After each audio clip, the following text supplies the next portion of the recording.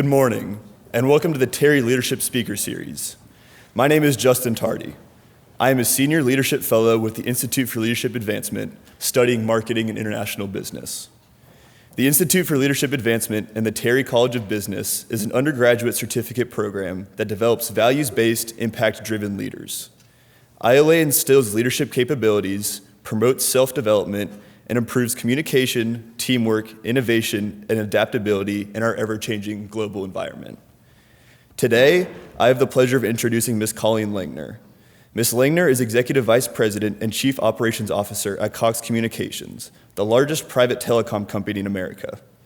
Cox Communications serves over 6.5 million residential and business customers across 30 states, generating over $13 billion in annual revenue. Cox is known for its pioneering efforts in broadband, voice and communication services, industry-leading customer care, and its outstanding workplaces. For 10 years, Cox has been recognized as the best operator for women by Women in Cable Telecommunications. Cox has ranked among Diversity Inc.'s top 50 companies for diversity 13 times. Ms. Langner has been with Cox Communications for 28 years. She has served as the Senior Vice President of Field Operations, Chief Marketing and Sales Officer, and Executive Vice President in Southern California and Atlanta. Ms. Langner has been recognized for her impactful work in the telecom industry. She was named Woman of the Year by the WICT Network for embodying their mission to develop women leaders who transform the industry. She has also received a Wonder Woman Award for multi-channel news and many Most Powerful Women Awards from CableFax. Ms. Langner credits this success to leading with compassion and vulnerability while also having the confidence to ask tough questions. When she's not overseeing the operations of Cox Communications or spending time with her family of 5, Ms. Langner serves on the board of directors for In Demand and Adaptive Spirit. In the past, she has also served as the board chairs of the Cable and Telecommunications Association for Marketing and the Georgia State Marketing Roundtable. Ms. Langner has a bachelor's degree in communications and advertising from the Diedrich College of Communications and Journalism at Marquette University, CTAM University at Harvard Business School, and WICT's Senior Executive Summit at Stanford Graduate School of Business. We are thrilled by the unique opportunity to hear from Colleen Langner today. Please join me in welcoming today's speaker. Thank you.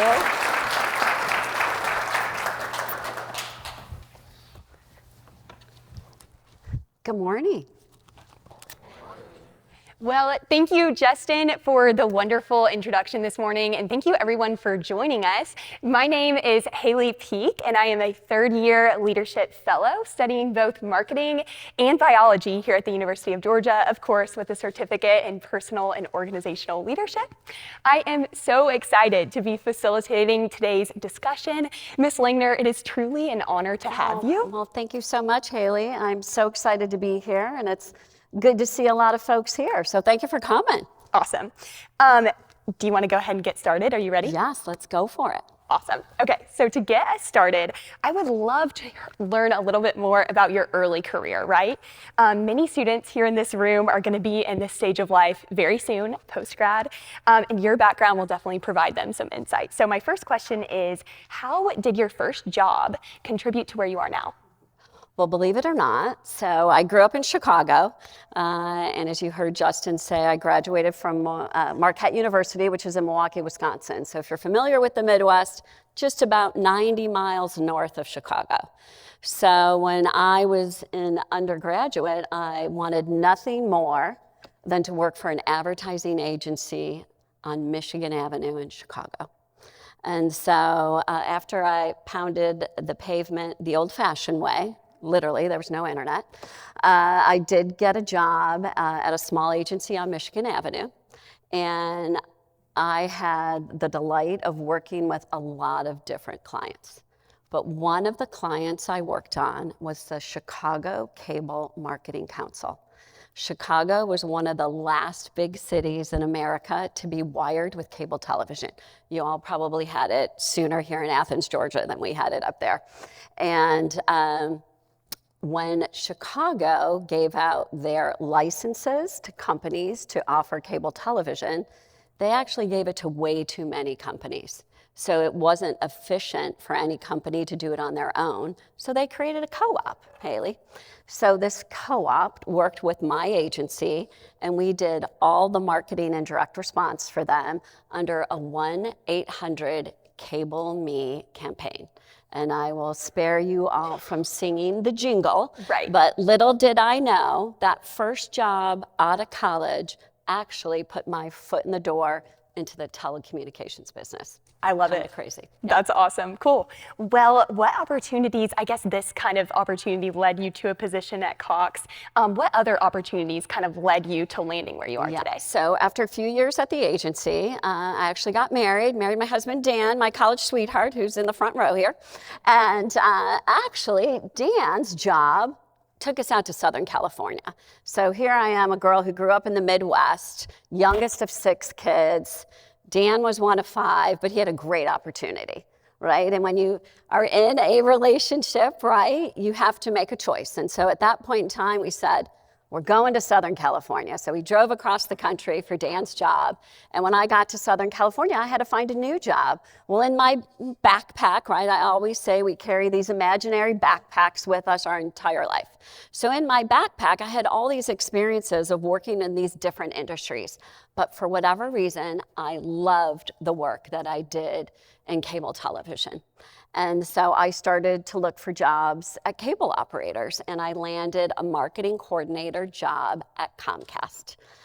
So I worked for Comcast first out in Southern California, and then a few years into that, got involved in the cable industry in Los Angeles, and started to meet other people in the industry, right? We all network. It's part of what we do each and every day. And I met some folks who worked at Cox. Now, Cox had just purchased the cable systems in Southern California, so they were new to this marketplace. But after I met a few people at Cox and listened to their leadership and what their mission was, what their purpose was, how they treated their employees, I thought this is the place for me. So I ended up with Cox, as Justin said, 28 years ago in 1995. I was hired as a marketing manager. There you go. That's awesome. I love that backpack analogy too. Yes, I'm gonna have to we'll keep that one in talk my about that, back too. pocket. Yeah. I've also learned that you have a very interesting story about your first day at Cox. I do. Can you tell me a little bit about that? I can. So my first day at Cox literally was October 30th of 1995, right? So what's around October 30th, right? It's Halloween. The night before I was going into work, the next day I get a call from my new boss, Joe Rooney. And he says, hey, Colleen, there's one thing I forgot to tell you about your first day. He said, we celebrate Halloween big time. He said, all of the functions have their own theme, and it is a contest. And there's prizes, and the marketing and sales group wants to win. I said, okay, what's the theme? He said, our theme is the Wizard of Oz. He said, and you don't need to worry about the costumes. We have rented them. I'm like, holy cow, what am I getting myself into, right?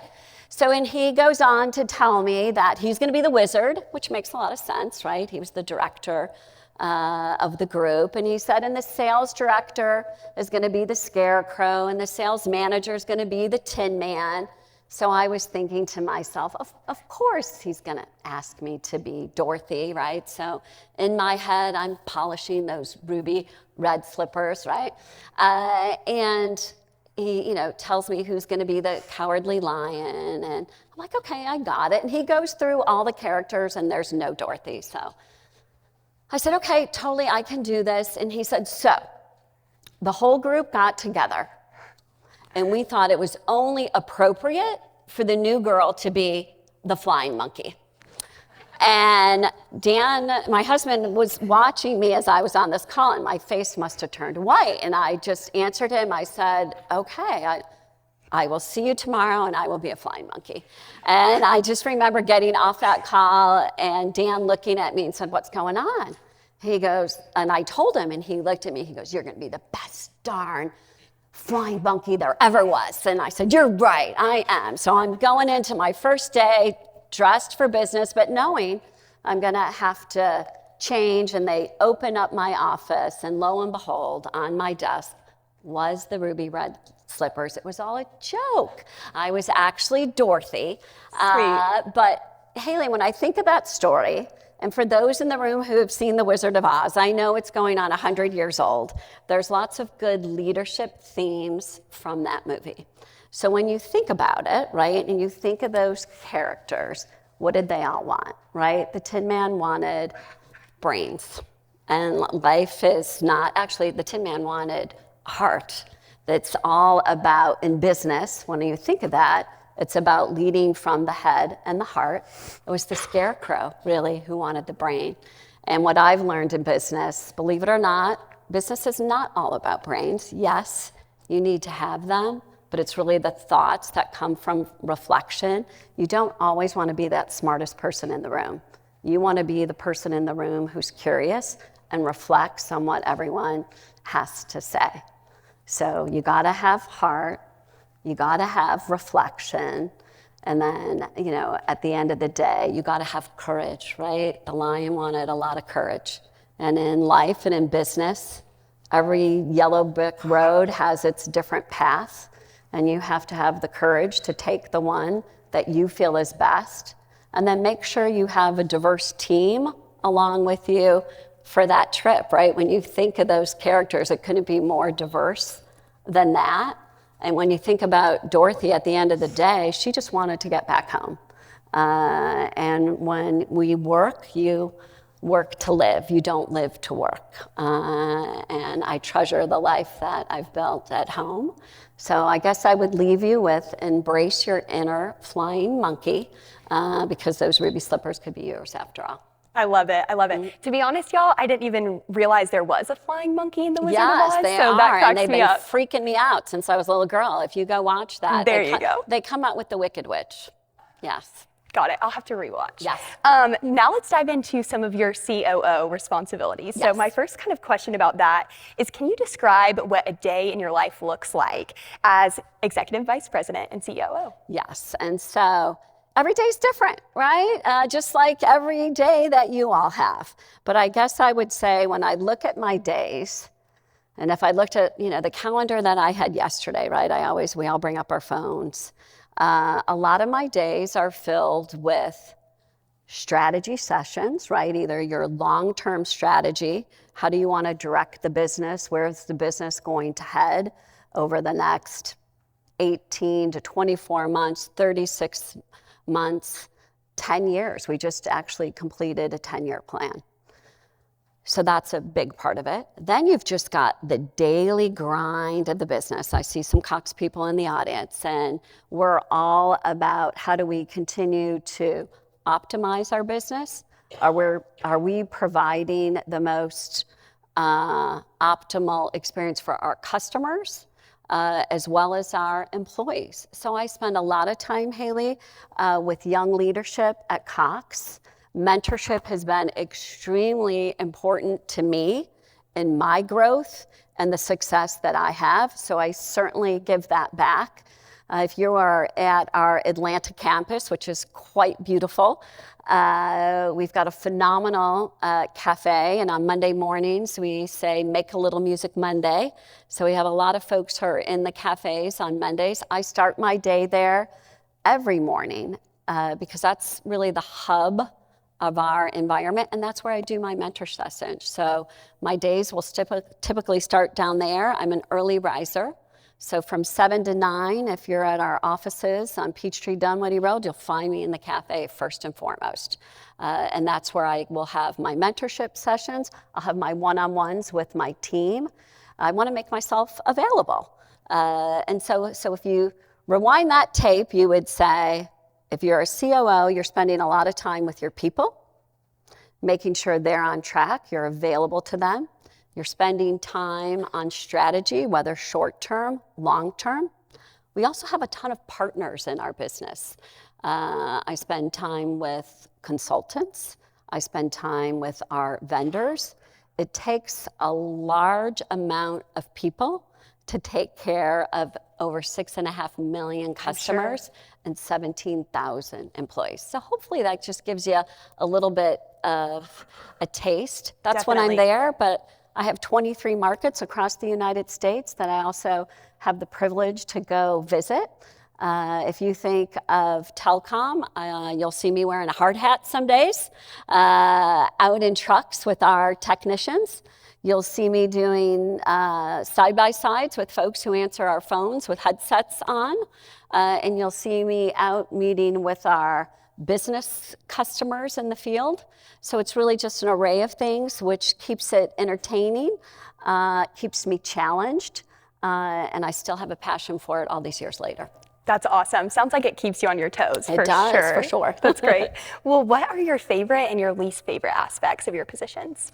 So lots of favorite things.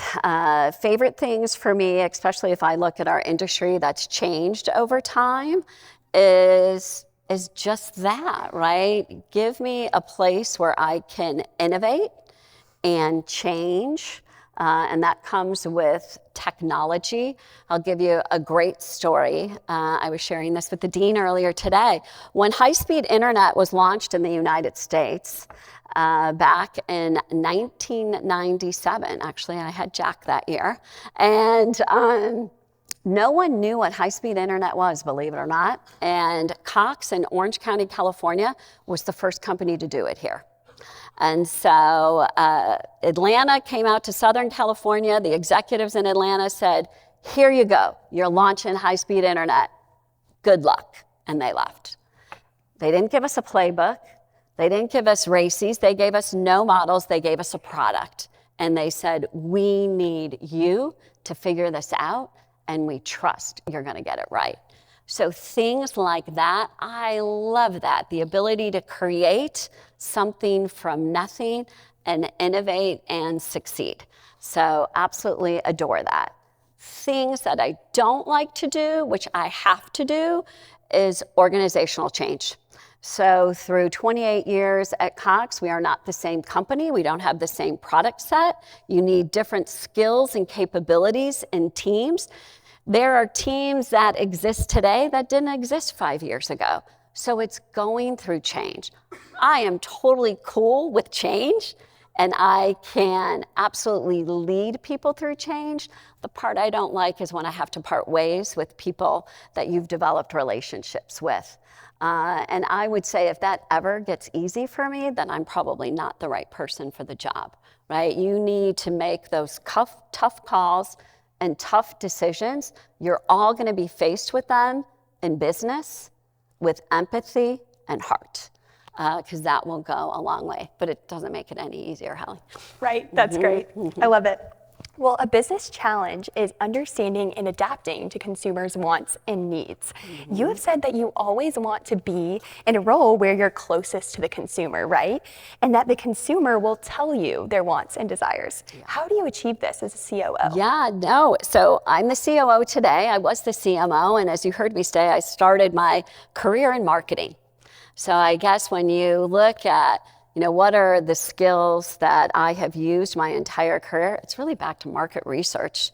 The consumer, when you talk to them, they will absolutely tell you what type of product they need, what they're willing to pay, how you want to handle customer experience. Sometimes you do a lot of quantitative research and you do qualitative research. We do conjoint research all the time. Sometimes a consumer is not sure what they want, right?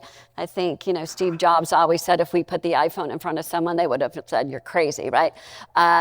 So you've got to lead them along. So I always base decisions that I make on that quantitative research, but the qualitative is also super important. I, as a leader, want to stay really close to my frontline employees as well as my customers. So as you heard me say, I will absolutely go ride on trucks. I will put my hard hat on. They won't let me climb poles because they say it's a hazard.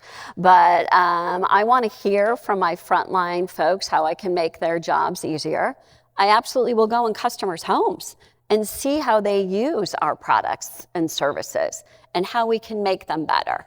So I use that basis of knowledge that I learned in marketing and really use that now when I'm in operations. And then I will also say, as the business grows, and we're at over 17,000 employees now, I want to stay as close as I can to that front line. So anyone who understands organizations and organizational structures, there's spans and there's layers. So as a COO, I don't want to be 10 layers, right? So when you think of that, there's an SVP who reports to me, there's a VP, there's directors, there's managers. You don't want that list to be so long that you're 10 layers away from the people who are dealing with your customers each and every day. So just this year, we went through a reorganization, and part of that reorganization was removing a layer. So I could be closer to the consumer and closer to our front line. And that was a huge change for our organization. We used to have 6 regions across the United States. We took it down to 3. And then when we looked across all of our leaders, we really looked to see how can we do things more the same within our regions than different. So that helps with efficiencies, and it helps with providing a better customer experience and an employee experience. Right, I love that. And I love that you're willing to go out to the field as well. That's Gotta do it. There you go. Do it, right? That's awesome. Get in the trenches, right? That's awesome. Okay, so my next question is that I've read in a multi-channel news article that you value building teams that you can trust and that you know have your back without a doubt. What steps do you typically take to accomplish this? Yeah, so the team, right? The team that you have around you each and every day in business is super important. You need to surround yourselves with folks who have different skills that you do, come from different backgrounds, and absolutely, have diversity. So number one, that's the first thing I try to build. Trusting teams, trust is earned over time, right? You've got to make sure that you earn the trust of your team. And I do that, number one, by being very transparent, holding folks accountable, being available. So just as I said, as I start my days every morning, they have now, my team and any of the folks I mentor, they now officially call that booth time. You want to talk to Colleen, you get booth time in the cafeteria. So you absolutely have to make yourself available. And there's often times when I get home, sometimes after a 10-hour day, because I've made myself available. But that's how you build trust, right? And having the ability to call a thing a thing. You can't agree with everything your team says, but when you disagree, doing it in a way, right, that's respectful. Make sure your team feels they're heard. And if you do this over time, that's how you build trust. And I will also say, I've got a lot of pictures in my office of teams I've led and teams that I've been on. And I can point at certain pictures and say, oh my God, that was a dream team. And that was a dream team because we all trusted each other. There was none of the meetings after the meetings.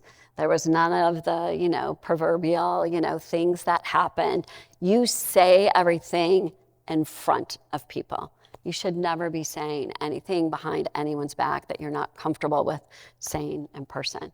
So that's just, I think, how I've done it. And if I talk to my folks today, I always check in with them to make sure that's how they're feeling as well. Right, cool. It sounds like you are very people-oriented. I love it. You are definitely giving us some actionable steps to implement.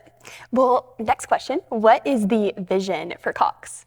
So the vision at Cox Communications, right, we're part of Cox Enterprises. Cox Enterprises is a $25 billion company. So we have different visions within each, but within Cox Communications, it's really connecting consumers to the things they enjoy the most. So when you think of the products that we have, high-speed internet, right, that connects you to the world. We still offer cable television, folks, and that's really connecting when you think of the entertainment that you love to see. We still have a landline phone service for those who want to pick up and call their mother, as I still do. My mother's 92 in Chicago. And so that's the vision for the company, right? Connect people to things they enjoy the most. Cox Enterprises' vision is really all about building a better future for the next generation, which is really empowering our leaders to really look ahead and make sure that this company that has been around 125 years is around for another 125. Wow, that's awesome. What a cool juxtaposition, too, Yes. between the two divisions. Yes. That's awesome. Well, what are some things that you're doing practically to achieve this vision? So I'll say at Cox Communications, when we look at, connecting consumers to things they enjoy the most, one of our big strategies this year, right, as we came out of COVID, one of the things that we realized is not everyone had access to high-speed internet at home. You have a lot of rural America that was still on dial-up and was really not the type of service you needed, right? As we were all working from home, or I'm sure many of you were schooling from home during that time. So we are participating in a lot of the grants that are coming down from the federal government to really extend our network, extend our fiber network into rural America. So that's one way that we're making that vision come to life. And then over at Cox Enterprises, when you think about, empowering people empowering the next generation to really do impactful things, Cox Enterprises has started a new clean tech division. So if you talk to the Cox family, right, we are still a family-owned company, you guys. Family-owned. The Cox family wants to leave this planet in a better place. So they are all about sustainability. We purchased a company called Bright Farms. So if you think about food deserts in the United States and the ability to get fresh produce closer to where people need it, we're opening up a 6-acre greenhouse just in Macon, Georgia here. And so it's under the Bright Farms label, and it's leafy green vegetables. And it's made with less water, less land, right? And very, very healthy. So they are absolutely putting their money where their mouth is to make these visions come to life. They're also very proactive when it comes to solar energy and renewables. So for all of you thinking of a job as you get out of college and you're very passionate about sustainability, don't forget about Cox. It sounds like y'all are doing a ton. Yes. That is awesome. In ILA, we spend a lot of time talking about personal and organizational values. What are your top 3 values? So, your values are really about how you've grown up, what you've been exposed to. And I would say, if I look at my life, my top 3 values are really all about respect, right? And that probably came first and foremost from my parents. I grew up, I'm the youngest of 6. There was 8 of us in the house. You had to be extremely respectful of space, people's opinions, what people stood for, and I still believe in that today. I would also say kindness. My mother used to say to me, Colleen, if you're not going to say anything nice, don't say anything at all. And I would say, so that makes me think sometimes of how I'm going to say something and make sure that I'm being, kind. And then I would say generosity of my time, my talents. So as I'm here today with all of you, I'm also very philanthropic. So you heard I'm on the board of Adaptive Spirit, and Adaptive Spirit raises money for the U.S. Paralympic ski and snowboard team. So you'll find myself and my family actually in Vail every spring supporting these athletes who are truly, truly amazing for what they've had to overcome as they're coming down these mountains with no arms, no legs, can't see. It really puts into perspective what we all have. And then what was not on my resume, and I'm super proud of now, is I'm hopefully going to be voted in as a trustee of the Boys and Girls Club nationally. And so that has been something for me that I've been passionate about.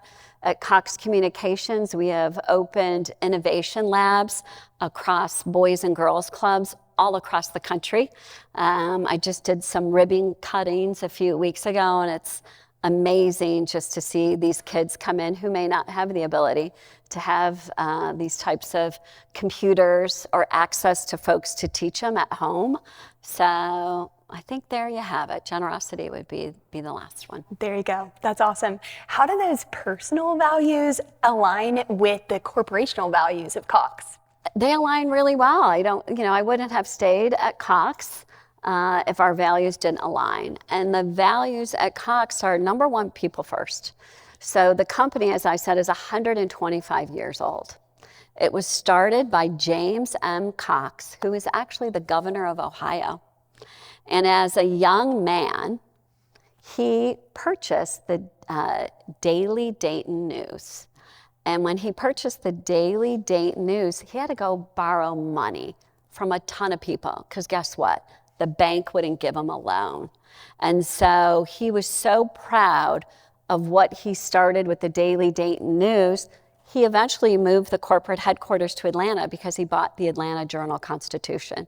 And along the way, the family also purchased radio stations and TV stations, and then got into cable television. That's all very linear when you think of the communications business.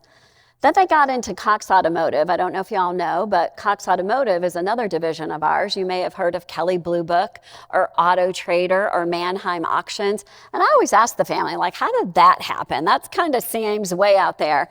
And actually, Jim Kennedy, who's the chairman, said, "Oh, Colleen, that was easy. Someone just came to us and said, you could make a lot of money." He said, so it made sense. And he goes, and there was a need, right, that we needed to fix something there. And so the values of the company have always been about respecting the people who work for the company. Number two, giving back to the communities we do business in. And then third, really taking care of your customers. And that was in the governor's will.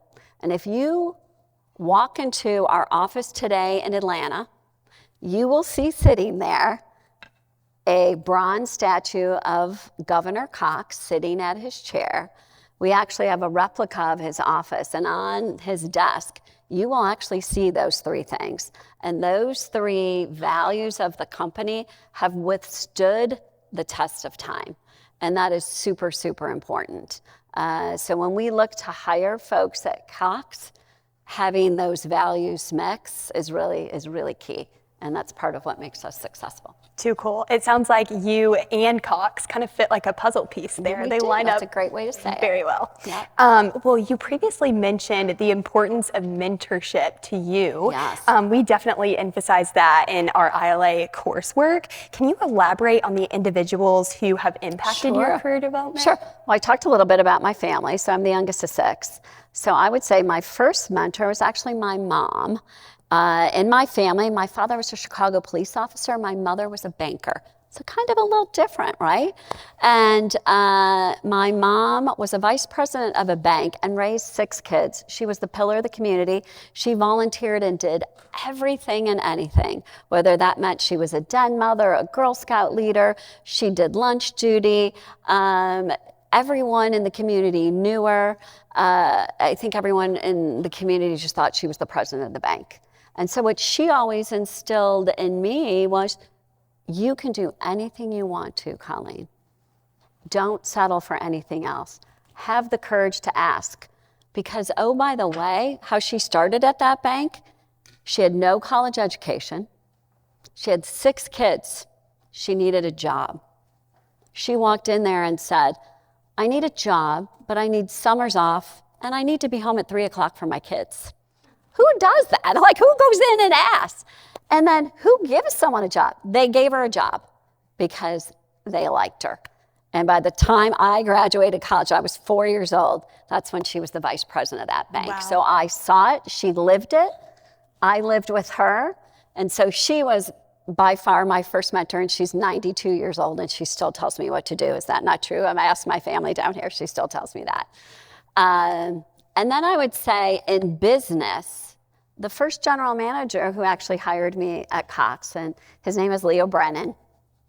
And I'm not going to cry because he just passed away, but it's cool. He really instilled in me that same point of work hard, ask for that next position, have that courage, and you can do it. So he made an impact, and he ended every conversation with "right on," like you knew how he felt. And that is something that I take with me to this day. We actually, when we moved to Atlanta, he's our former COO as well, we actually bought his home. And we still call it Leo's home. And he just passed away on October 15th, but his legacy is phenomenal. And if I can leave half that legacy that he did, I think then I will have been successful. There you go. Yes. What great mentors. Wow. One of my mentors told me that I wouldn't reach my potential until I fully accepted my failures. Yes. Is there a moment in your career where you turned a failure into an opportunity for growth? Oh, all the time, right? So as we talked about, you're going to find yourselves in situations where you didn't necessarily make the right decision, right? You can plan as much as you want and can do, but sometimes you just have to make the call. So I'll give you one example. I just talked about how we reorganized the business this year. Back in 2012, when I moved to Atlanta, we were actually moving revenue from the field to Atlanta. That was a huge change. We were totally decentralized. That general manager that I talked about, each of our general managers across the country ran their own business. So we were changing all of that. And so I got put in a role where I had to change marketing and sales. So we spent a good 8 months on this plan. We put people in new positions, and we were off and running. And then about 6 months into it, you're looking around at folks and you're saying, oh, I don't think we got this right. It's really not working the way it should. I could see the frustration on folks. I didn't necessarily have folks who had the courage to speak up, but I could see it in their faces. So at this point, I had 8 leaders. And I said, you know what, we're going to go on an offsite, and we're going to go an offsite to a market that I love. I absolutely love the beach. It's one of my happy places. So at Cox, we have a lot of wonderful markets in Southern California. So I said, I'm taking them to Palos Verdes. It's beautiful. If you've never been to Palos Verdes, California, it's gorgeous.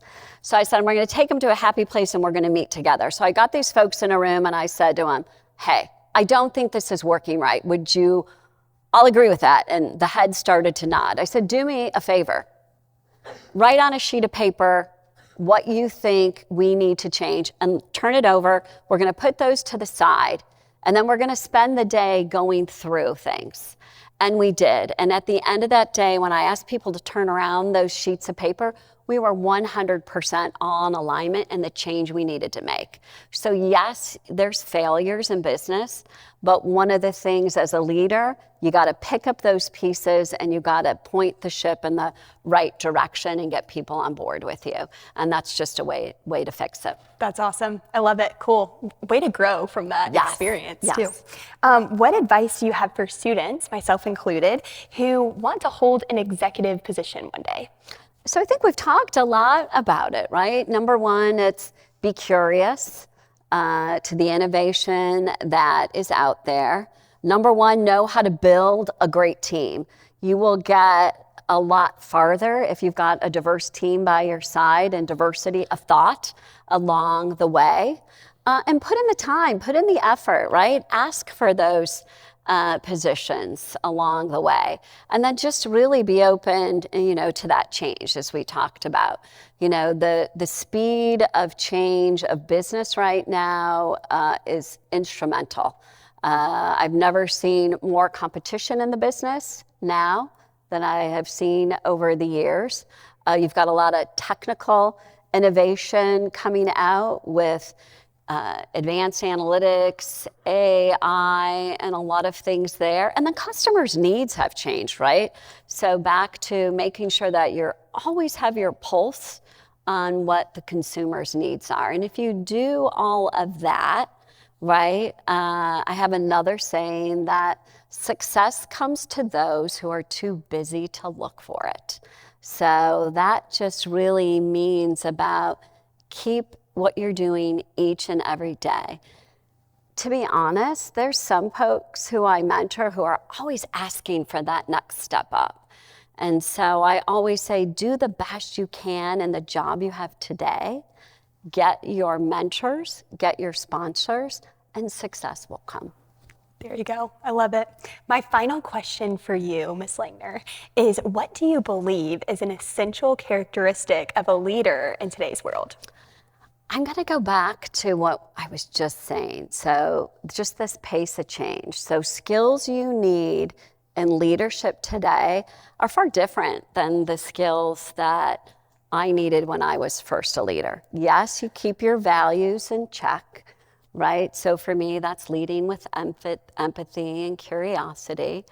But I think right now being very comfortable with change, being very open to those green spaces, especially in the technology side, but also being close to the impacts any of the new technology can have on your teams and your customers. I love it. Well, awesome. Thank you, Ms. Langner, for your wisdom so welcome. and insight and sharing your experiences with us. We now have a couple minutes to answer some questions from the audience. Okay. Let's see, do we have any questions? Amazing. Yes, go ahead. Hi, my name is Hallie Bonham, and I'm a third-year accounting major and an ILA scholar. Ms. Langner, you have been recognized by so many organizations. I saw on your LinkedIn you were awarded the Wonder Woman Award. Can you explain why you were given this?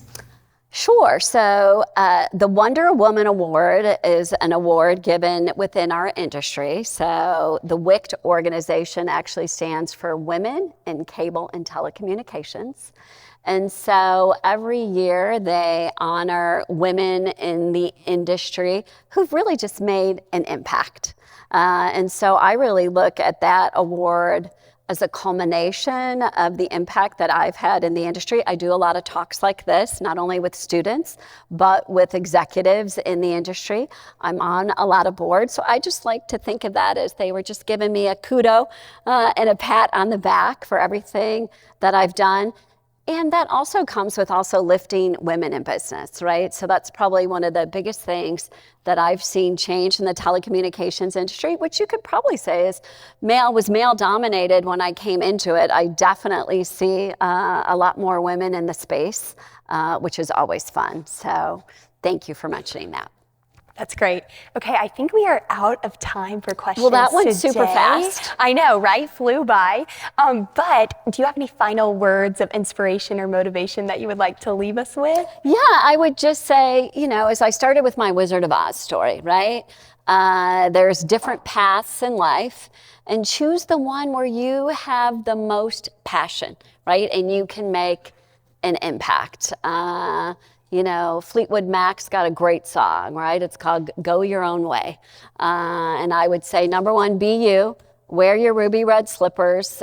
Don't change who you are. And find a company that really fits with your values. And you will be great. That's awesome. Thank you for having me. Absolutely.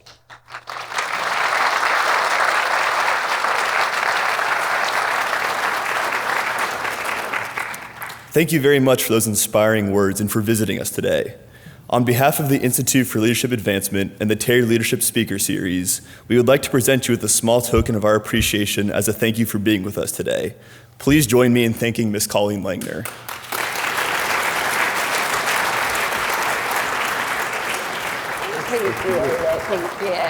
Thank you so much.